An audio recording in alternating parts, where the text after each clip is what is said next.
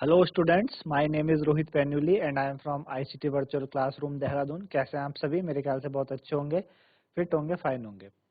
हम class 12th chemistry कर रहे हैं जिसमें कि पी ब्लॉक हमारा चैप्टर चल रहा है और उसके अंदर हमने ग्रुप 18 की बात कर रहे थे और आज ग्रुप 18 आपके समाप्ति पे है ना। हमने ग्रुप 18 के लगभग सारी बातें कर चुकी है, बस उसके जो इम्पोर्टेंट्स एलिमेंट्स हैं उनके कुछ यूजेस हैं जो कि एग्जाम पॉइंट ऑफ व्यू से इम्पोर्टेंट होते हैं, तो उनको हमें करना है। ठीक, तो उनको करने के लिए चलते हैं बच्चों स्मार्ट बोर्ड की तरफ।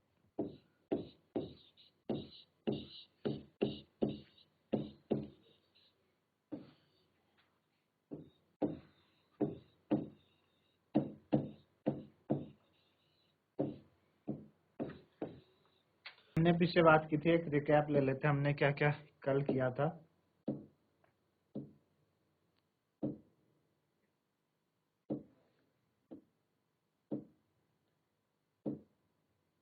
हमने कहा था कि वैसे तो सारे के सारे नोबल गैसेस आपकी क्या है, आपकी इनर्ट है, रिएक्ट नहीं करती क्योंकि स्टेबल है, उनको जरूरत ही नहीं है। लेकिन जिनॉन है जो एक ऐसा कंपाउंड बनाता है, और जैसे कि जिनॉन फ्लोरीन कंपाउंड है ना, जिनोन और फ्लोरीन का कंपाउंड। तो जिनॉन क्या करता है बच्चों, फ्लोरीन के साथ मिलता है और क्या बनाता है जिनॉन फ्लोरीन। तीन तरीके के होते हैं, XCF2, XCF4 और XCF6। तो जिनॉन ने जब F2 के साथ किया, जब हमने जिनॉन को एक्सेस में लिया 373 केल्विन एक बार प्रेशर पे, तो XCF2 बना। उसी तरीके से हमने देखा XC ने जब 2F2 के साथ करा 1:5 का रेशियो, एक पार्ट जिनॉन है, 5 भाग आपके फ्लोरीन है, तो XCF4 बनता है 873 केल्विन 7 बार उसमें। और तीसरा है XC गैसियस, जब F2 के साथ करता है 1:20 के रेशियो में। XC आपने एक भाग लेना है और F कितना लेना है, 20 भाग।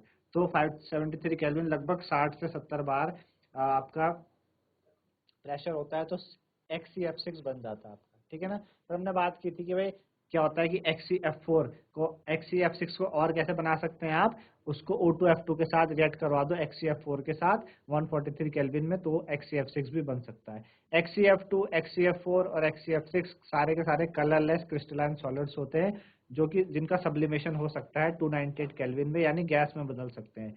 ये सारे के सारे पावरफुल फ्लोरीनेटिंग एजेंट्स कहलाते हैं। ठीक है ना। ठीक, दूसरा आपका, अगर XCF2 जब हाइड्रोलाइज होता है, हाइड्रोलाइज होके XCF2 का हाइड्रोलिसिस होता है, तो क्या देता है, Xc देता है, HF देता है और साथ ही साथ ऑक्सीजन गैस निकलती है। XCF2 का स्ट्रक्चर कैसा बच्चों, लीनियर, आप देख पा रहे हैं, लीनियर स्ट्रक्चर है। लोन पेयर इसमें कितने हैं हमारे पास, 3 लोन पेयर मौजूद होते हैं। फिर XCF4 का स्क्वायर प्लेनर स्ट्रक्चर होता है, 2 लोन पेयर इसमें मौजूद होते हैं। ठीक है। Then XCF6 distorted octahedral shape है इसकी, 1 लोन पेयर होता है। ठीक, उसके बाद हमने कहा कि भाई जिनॉन ऑक्सीजन कंपाउंड कैसे बनता है। जिनॉन ऑक्सीजन कंपाउंड जब XCF4 को का हाइड्रोलाइज कराओ तो XCO3 बन जाता है, ये जिनॉन ऑक्सीजन कंपाउंड है। साथ ही साथ XCF6 का हाइड्रोलिसिस भी करने पे XCO3 बन जाता है, तो ये जिनॉन ऑक्सीजन कंपाउंड हो गया XCO3। पार्शियल हाइड्रोलिसिस करोगे अगर XCF6 का, तो पहले तो आपको XCOF4 मिलेगा, देन फिर वापस से XCF6 का करोगे आप अलग मोल्स ऑफ वाटर के साथ, तो फिर आपको XCO2F2 मिलता है। तो ये आपका पार्शियल हाइड्रोलिसिस ऑफ XCF6 की कहानी है। XCO3 का स्ट्रक्चर पिरामिडल शेप का है, कलरलेस एक्सक्लूसिव सॉलिड होता है, एक लोन पेयर इसमें मौजूद है। ठीक है। XCOF4 कैसा है, कलरलेस वोलेटाइल लिक्विड है, लिक्विड है वोलेटाइल है, मतलब वेपर्स बना लेता है। शेप कैसी, स्क्वायर पिरामिडल, एक लोन पेयर इसमें मौजूद है ना। तो ये सारी बातें हमने करी थी। आज हमें बेसिकली क्या करना है बच्चों, यूज करने, यूजेस है ना, जो आपके यूजेस ऑफ ग्रुप 18 है, यानी नोबल गैसेस के यूजेस क्या हैं उनके बारे में हमें बात करनी है। Uses of noble gases, noble gases की यूजेस के बारे में हम जानकारी लेंगे। तो सबसे पहला हमारे पास है बच्चों हीलियम, है ना। सबसे पहले बात करेंगे हीलियम की। तो हीलियम का जो पहला यूज है, हीलियम क्या है बच्चों, एक नॉन इनफ्लेमेबल और लाइट गैस है ना। It is a non inflammable, आपको पता है ना, इनफ्लेमेबल क्या होता है, अति जलनशील, है ना, मतलब जो एकदम से आग पकड़ लेती है, अति जलनशील। इनफ्लेमेबल, नॉन मतलब जो नहीं है, तो ये inflammable, non inflammable gas, non inflammable और लाइट गैस है। कैसी है, non inflammable and light gas. एक तो नॉन इन्फ्लेमेबल है एंड लाइट गैस है ना। पहला यूज इसका, ये पहला चीज ये होगी हीलियम के बारे में, ठीक है ना। सेकंड, तो इस वजह से it is used in filling balloons for metrological department. कहाँ यूज होती है? Used in filling balloons, used in filling balloons for meteorological department.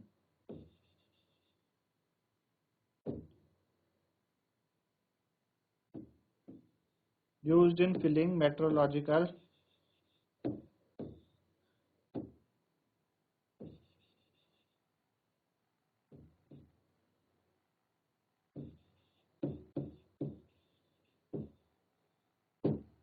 जो मेट्रोलॉजिकल होते हैं ना, जो क्या करते हैं आपके हमको बताते हैं वेदर फोरकास्टिंग में। तो मेट्रोलॉजिकल ऑब्जर्वेशन में हम क्या करते हैं, हीलियम का इस्तेमाल करते हैं बैलून्स को फिल करने में, है ना। फिर हम उनको फिल करके ऊपर भेजते हैं, फिर हम वहां से जानकारी इकट्ठा कर सकते हैं अपने वेदर के बारे में, ठीक है ना। तो आपको समझ आया। अच्छा, दूसरा क्या है, ये आपकी यूज्ड होती है कहाँ पे? गैस कूल्ड न्यूक्लियर रिएक्टर में। It is also used in gas cooled, also used in gas cooled nuclear reactor. It is also used in gas cooled nuclear reactor, ठीक है ना। गैस कूल्ड न्यूक्लियर रिएक्टर में भी use होती है, gas cooled nuclear reactor, ठीक है ना। गैस कूल्ड न्यूक्लियर रिएक्टर में ये यूज होती है, ठीक। चलिए, चौथा है कि लिक्विड हीलियम आपका क्रायोजेनिक एजेंट का काम भी करती है for carrying out various experiment at low temperature, है ना। जो लिक्विड हीलियम होती है, लिक्विड हीलियम, है ना, लिक्विड हीलियम क्या करती है? Use as a cryogenic.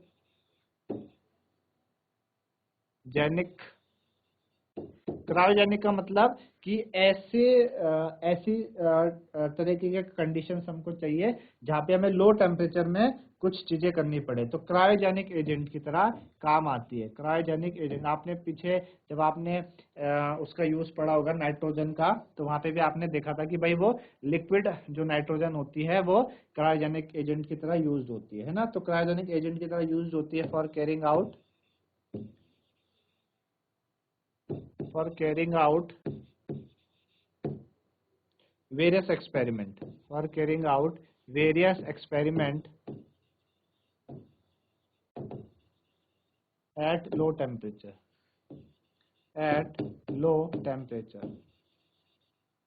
for carrying out various experiment at low temperature, ठीक है ना।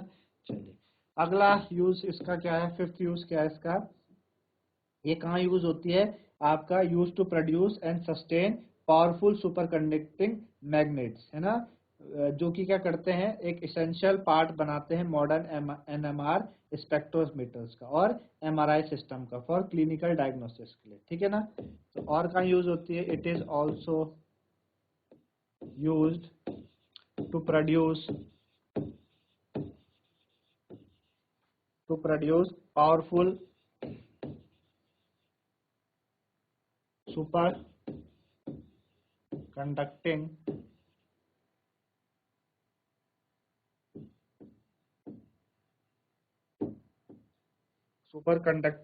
मैग्नेट्स,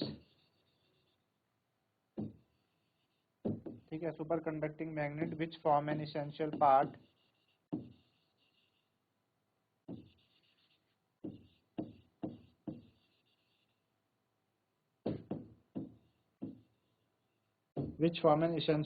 of modern NMR, ठीक है ना, NMR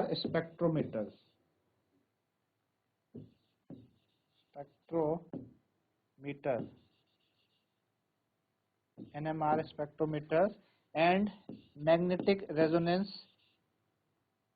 इमेजिंग, एमआरआई बोलते हैं ना। आपने एमआरआई के बारे में सुना होगा, एमआरआई पूरी बॉडी का होता है। तो एमआरआई क्या है? मैग्नेटिक रेजोनेंस इमेजिंग, कि मैग्नेटिक रेजोनेंस से हमारी पूरी बॉडी की इमेज निकाली जाती है और कहीं अगर कुछ दिक्कत है फिर उसको डायग्नोस किया जाता है। तो एमआरआई सिस्टम फॉर क्लिनिकल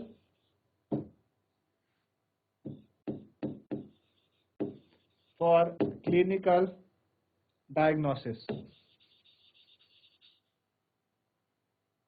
ठीक है ना। क्लिनिकल डायग्नोसिस में एमआरआई का इस्तेमाल होता है। एमआरआई क्या फुल फॉर्म है? मैग्नेटिक रेजोनेंस इमेजिंग, ठीक है ना। और कहाँ यूज होती है? आपने हेनरीज लॉ पढ़ा है सॉल्यूशन चैप्टर में, वहां पे आपने देखा था स्कूबा डाइवर्स होते हैं जो जब जाते हैं तो वहां पे ये डाइल्यूट का काम करती है ऑक्सीजन के साथ, है ना। It is used as a diluent, it is used as a diluent for oxygen. It is used as a diluent for oxygen in modern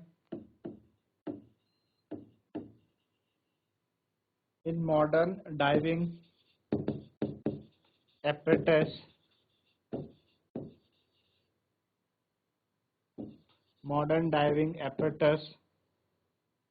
because of its very low solubility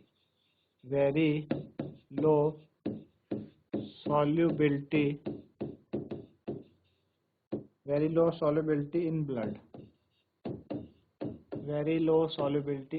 ठीक है ना। तो कैसा use होता है? आपने Henry's law में पढ़ा था, एप्लीकेशन ऑफ हेनरी लॉ, कि इसकी ब्लड में सॉल्युबिलिटी लो है। आपने हेनरी लॉ में पढ़ा था कि जब क्या होते हैं स्कूबा डाइवर नीचे जाते हैं तो नीचे जाते हुए प्रेशर इंक्रीज होता है। तो प्रेशर इंक्रीज होने से क्या होता है, कई सारी जो गैसेस है वो डिसॉल्व होने, जिसमें कि नाइट्रोजन का एटमॉस्फेरिक नाइट्रोजन सबसे ज्यादा है एटमॉस्फेयर में, तो वो डिसॉल्व हो जाती है हमारे ब्लड में। जैसे ही वो स्कूबा डाइवर सरफेस के ऊपर आते हैं, प्रेशर रिलीज होता है, तो वो जो ब्लड जो आपकी नाइट्रोजन है वो क्या होती है, एकदम से रिलीज होती है। तो वो ना एक तरीके से हमारे ब्लड में क्या बना देते हैं, बबल्स टाइप के बनाते हैं, जिससे कि हम एक बीमारी होती है, हमें बेंड्स ब्लॉकेज हो सकती है हमारी जो वेन्स हैं जिसमें ब्लड जाता है। उसको बचाने के लिए हम क्या करते हैं, हम हीलियम का इस्तेमाल करते हैं ऐसा डाइल्यूएंट, ऑक्सीजन और नाइट्रोजन के साथ मिलाते हैं उसको। ऑक्सीजन सिलेंडर में हम क्या करते हैं, डाइल्यूट कर देते हैं हीलियम को, ताकि क्या हो, उसकी सॉल्युबिलिटी लो है तो वो इतना इफेक्ट नहीं होने देती उन गैसेस का, ठीक है ना। तो ये था बच्चों हीलियम के यूजेस, है ना। तो अब अगला जो यूज है हम पढ़ेंगे नियॉन के, ठीक है, नियॉन। तो पहला यूज क्या है बच्चों नियॉन का? It is used in discharge tube and fluorescent bulb.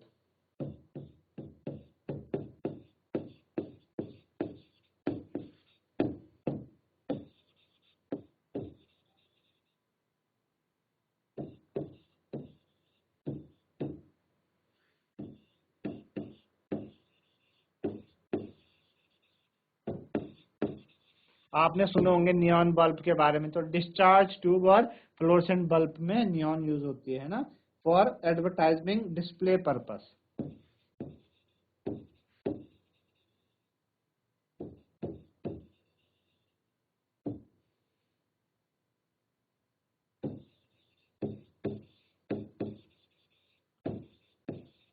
है ना। आपने जो बड़े बड़े एडवर्टाइजमेंट होते हैं, बड़े बड़े होर्डिंग्स होते हैं, वहां पे हम नियॉन लाइट का इस्तेमाल करते हैं, ठीक है ना। अगला क्या है, नियॉन बल्ब्स आपकी यूज होते हैं बॉटनिकल गार्डन्स में।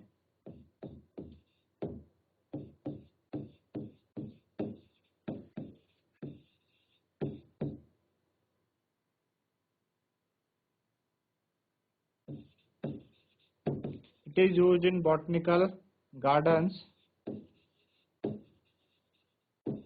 And in green house,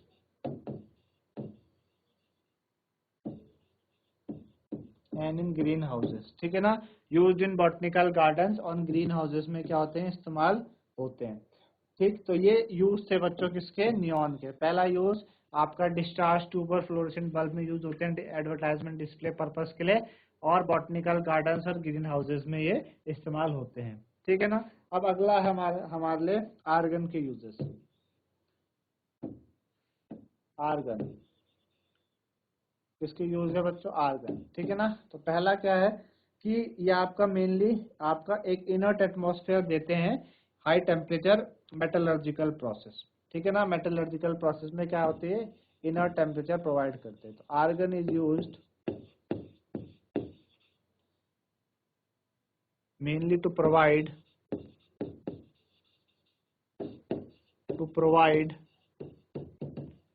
inert, argon is used mainly to provide inert atmosphere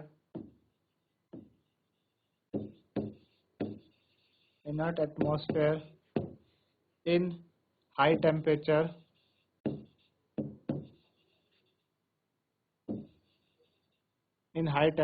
metallurgical process.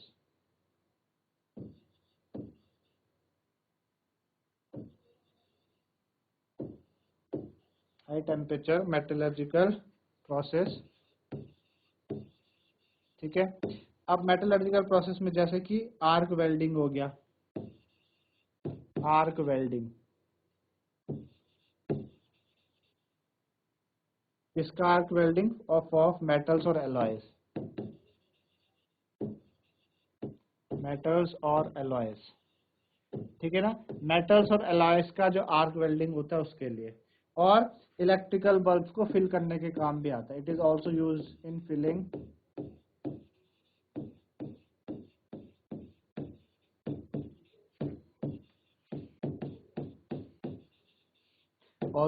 Filling आपके इलेक्ट्रिक बल्ब, जो इलेक्ट्रिक बल्ब होते हैं उनमें भी क्या होता है, आर्गन इस्तेमाल किया जाता है। इलेक्ट्रिक बल्ब में भी आर्गन क्या होता है, इस्तेमाल करते हैं, ठीक है ना।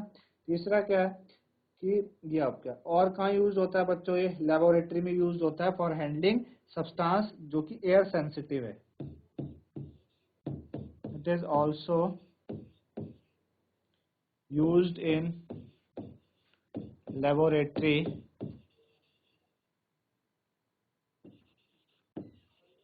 that are, कहाँ होता है, लेबोरेटरी में यूज होते हैं। Also use in laboratory for handling substances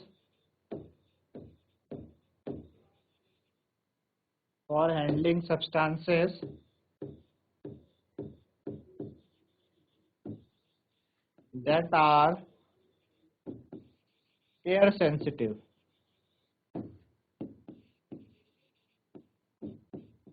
है ना। लेबोरेटरी में जो एयर सेंसिटिव सब्सटेंस होते हैं उनको हैंडल करने का काम आता है कौन, आर्गन। आर्गन उनको हैंडल करने के काम आता है, ठीक है ना। तो ये यूज थे बच्चों आर्गन के, क्या क्या यूज थे। एक तो आर्गन मेनली कहाँ यूज होता है, इनर्ट एटमॉस्फेयर प्रोवाइड करने में, किधर, जहाँ हाई टेम्परेचर मेटलर्जिकल प्रोसेस होती है, जैसे कि मेटल्स और अलॉय की आर्क वेल्डिंग में, ठीक है ना। और कहाँ यूज हो रहा है, इलेक्ट्रिक बल्ब्स को फिल करने में यूज होता है। और कहाँ यूज होता है, लेबोरेटरी में यूज होता है फॉर हैंडलिंग सब्सटेंस जो कि एयर सेंसिटिव है ना। तो ये थे इसके। और जिनॉन और क्रिप्टन के तो कोई सिग्निफिकेंट यूज है नहीं। वैसे ये आपके यूज होते हैं लाइट बल्ब्स में, डिजाइन फॉर स्पेशल पर्पस, है ना। जो लाइट बल्ब्स होते हैं उनके स्पेशल पर्पस में डिजाइन होते हैं, ठीक है ना। तो ये थे बच्चों इससे रिलेटेड क्वेश्चंस, है ना। आप यूजेस, है ना, यूजेस आपने समझे, मेरे ख्याल से आप लोगों को समझ में आया होगा कि क्या क्या इसके यूजेस हैं, कैसे कैसे आपको ये अचीव करना है ना। तो ये थे इससे रिलेटेड कुछ यूजेस थे, ठीक है ना। चलो अब एक जरा क्वेश्चन करते हैं इससे रिलेटेड ही, कि जैसे एक क्वेश्चन है कि why it has been difficult to study the chemistry of radon. एक क्वेश्चन हमारे पास, why has it been difficult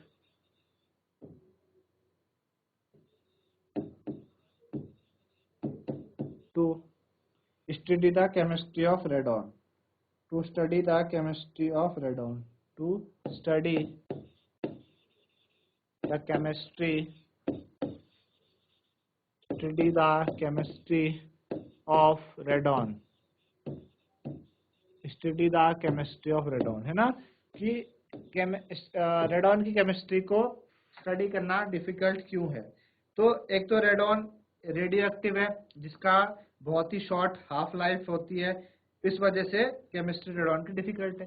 वह रेडॉन की केमिस्ट्री आप किसकी देख पाओगे, किसी के बारे में आप जानकारी इकट्ठा कैसे कर पाओगे जब आपके सामने वो चीज होगी।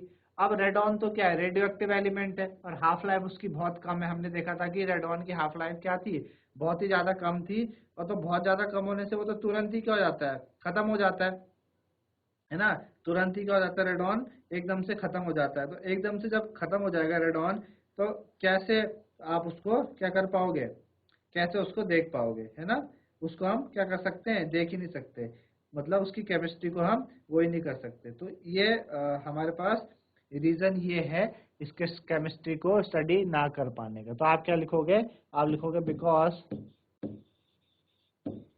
Radon is a radioactive element.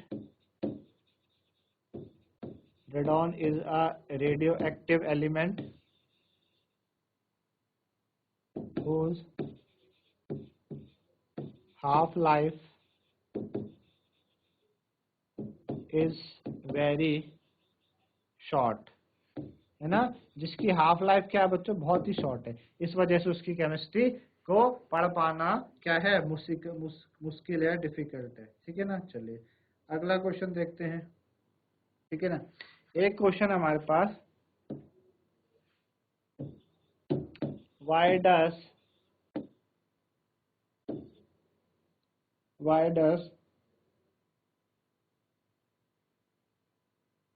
nitrogen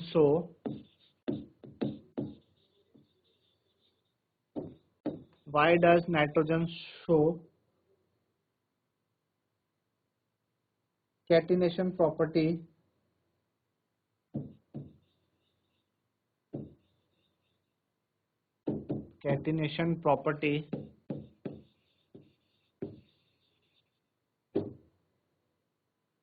less than phosphorus?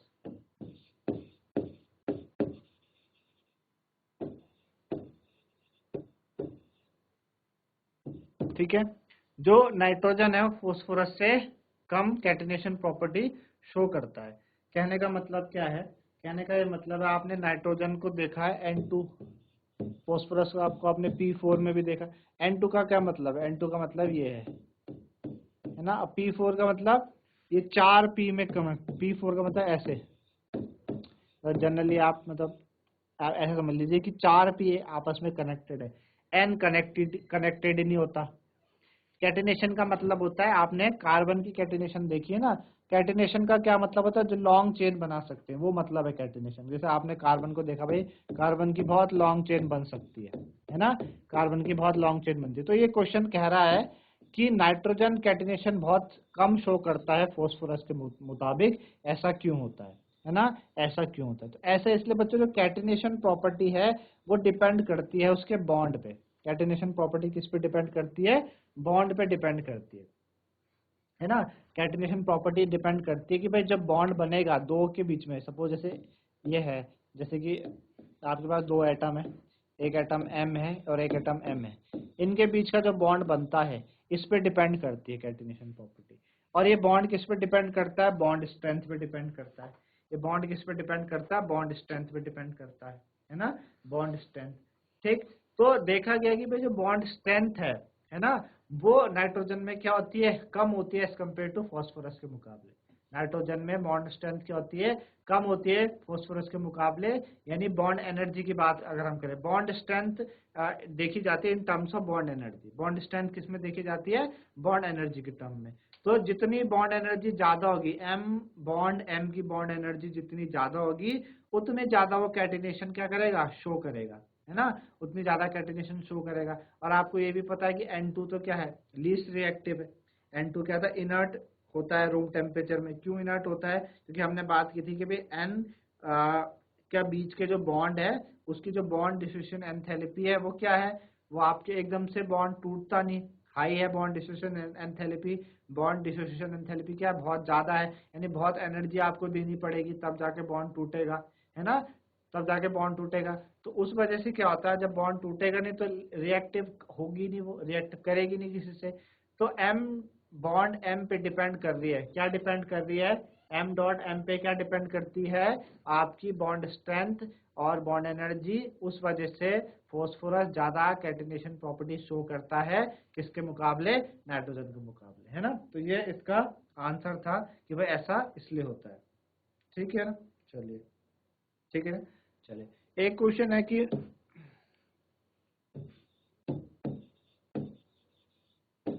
why does NH3 form hydrogen bond. NH3 hydrogen bond बनाता है, ठीक है ना, NH3 हाइड्रोजन बॉन्ड बनाता है, but PH3 does not, but PH3 does not, है ना। PH3 हाइड्रोजन बॉन्ड नहीं बनाता, NH3 बनाता है। ऐसा क्यों? ऐसा इसलिए, हाइड्रोजन बॉन्ड बनाने का आपने हाइड्रोजन बॉन्ड पढ़ा होगा क्लास 11th में। हाइड्रोजन बॉन्ड बनाने के लिए सबसे पहला क्राइटेरिया क्या है, एक तो आपको जिसके साथ बॉन्ड बनता है, एक तो वो स्मॉल साइज होना चाहिए, हाई इलेक्ट्रोनेगेटिविटी होनी चाहिए, है ना। हाइड्रोजन बॉन्ड ऐसी तो बनता है ना। तो यहाँ पे N का स्मॉल साइज भी होता है, हाई इलेक्ट्रोनेगेटिविटी भी होती है, क्योंकि N ग्रुप 15 का पहला मेंबर है, स्मॉल साइज है उसका, हाई इलेक्ट्रोनेगेटिविटी है। नीचे आते समय इलेक्ट्रोनेगेटिविटी कम होती है, साइज भी बढ़ता है, फॉस्फोरस साइज बड़ा है, इलेक्ट्रोनेगेटिविटी कम है, तो उस वजह से हाइड्रोजन बॉन्ड नहीं बन पाता किसमें, PH3 में। हाइड्रोजन बॉन्ड आपको पता है कि भाई N एक H ये है, एक H ये है, एक H आपका ये हो गया, है ना। अच्छा, H N H, तो ये जो बॉन्ड होता है ये है ना, H जब क्या करता है, H क्या करता है, आपके किसी हाई इलेक्ट्रोनेगेटिव के साथ बॉन्ड बनाता है ना। क्या करता है, बॉन्ड में, क्यों भाई, N क्या है, ज्यादा इलेक्ट्रोनेगेटिव है, तो N अपनी तरफ बॉन्ड खींचेगा, यहाँ पे थोड़ा सा डेल नेगेटिव आ जाएगा, यहाँ पे डेल पॉजिटिव आ जाएगा। अब ये पॉजिटिव चार्ज से करता है, नेगेटिव को अपनी तरफ अट्रैक्ट करता है ना, अट्रैक्ट करता है। तो इस वजह से इनके बीच में एक फोर्स ऑफ अट्रैक्शन बन जाती है, वीक होती है थोड़ी सी हाइड्रोजन बॉन्डिंग, पर लेकिन बनती किसके साथ है, हाइड्रोजन बॉन्ड जो ज्यादा इलेक्ट्रोनेगेटिव होता है ना, और स्मॉल साइज होना चाहिए। भाई बॉन्ड बनाने के लिए जो बॉन्ड है, जिसके साथ बॉन्ड बनाएगा उसका साइज स्मॉल होना चाहिए, और उसकी इलेक्ट्रोनेगेटिविटी हाई होनी चाहिए, हाई इलेक्ट्रोनेगेटिविटी। तो नाइट्रोजन की इलेक्ट्रोनेगेटिविटी भी हाई है और साइज भी उसका कम है, इस वजह से क्या बनता है, बॉन्ड बन जाता है हाइड्रोजन बॉन्ड NH3 में, PH3 में बनता ही नहीं। तो ये रीजन है इसका। तो इस तरीके से बच्चों आपको समझ में आएगा uses of halogens, sorry uses of आपके नोबल गैसेस, यानी ग्रुप 18 के यूजेस आपको समझ में आए। साथ ही साथ जो हमने क्वेश्चंस किए वो भी आपको आए होंगे, है ना। तो हमने ग्रुप 18 खत्म कर दिया, यानी आपका P ब्लॉक आपका कंप्लीट हो चुका है ना। तो आज के लिए इतना ही, धन्यवाद, हैव अ नाइस डे।